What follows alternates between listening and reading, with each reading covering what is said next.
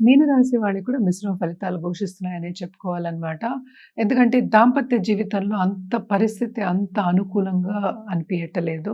And also ego clashes కానీ, లేకపోతే విభేదాలు రావడం గానీ ఎక్కువ కనిపిస్తోంది. Especially interpersonal రిలేషన్‌షిప్స్‌లో.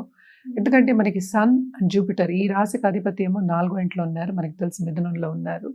అదొకటి కాకుండా సన్ కూడా కూడనే ఉన్నారు. అంటే ఏంటంటే ఈగో క్లాషెస్ తప్పవు. అలాగే పిల్లలతో కూడా కొంతవరకు ఏంటంటే సన్నిహితంగా, జాగ్రత్తగా చెప్పుకోవడం, నెమ్మదిగా చెప్పుకోవడం అనేది వెరీ, వెరీ ఇంపార్టెంట్. ఎదురు తిరిగే ఛాన్సెస్ మనకి ఎక్కువ కనిపిస్తున్నాయి. అలాగే కెరియర్ పాత్‌లో కూడా వీళ్ళకి కొంతవరకు ప్రాబ్లమ్స్ వచ్చే ఛాన్సెస్ మనకి కనిపిస్తున్నాయన్నమాట. ఎందుకంటే సెకండ్ లార్డ్ మనకేమో సిక్స్త్‌లో పడ్డాడు. సో, కొంతమందికి ఉద్యోగం పోయే ఛాన్సెస్ కూడా మనకి ఎక్కువ కనిపిస్తున్నాయి. అండ్ ఆల్సో ఏంటంటే ట్రావెలింగ్ ఇండస్ట్రీలో ఉన్నవాళ్ళు, టూరిజం ఇండస్ట్రీలో ఉన్న వాళ్ళకి మాత్రం టు ఎ సర్టెన్ ఎక్స్‌టెంట్ బానే ఉంటుంది. కానీ కొంతవరకు అన్ని రంగాల్లోనూ జాగ్రత్త పడాలి అనేది వీళ్ళకి సూచన. ఎందుకు ఏలినాటి శని ప్రభావం అనేది చాలా ఎక్కువ కనిపిస్తోంది. అంటే ఏంటి అటు ఫైనాన్షియల్‌గా డ్రెయిను అండ్ ఆల్సో నిరుద్యోగులకి ఉద్యోగ అవకాశం వచ్చే ఛాన్సెస్ కనిపిస్తున్నాయి గానీ, వాళ్ళు అనుకున్న స్థాయికి రీచ్ అవ్వలేకపోతారు. వాళ్ళు అనుకున్నది వాళ్ళు సాధించలేకపోతారనమాట. అలాగే పై చదువులకి బయటికెళ్దాము అనుకునే వాళ్ళందరికీ ఈ నెల కొంతవరకు బావుంటుంది. తప్పక వెళ్తారు. కానీ ఖర్చులనేది చాలా చాలా అధికమనిపిస్తోందనమాట. అండ్ ఈ రాశిలో ఉన్న వాళ్ళ పిల్లల్ని తప్పక వీళ్ళు సెటిల్ చేస్తారు.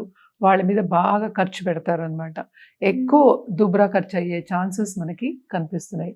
అంటే ఏంటి నీళ్ళలా ఖర్చవుతుంది మనం అంటూ ఉంటాం.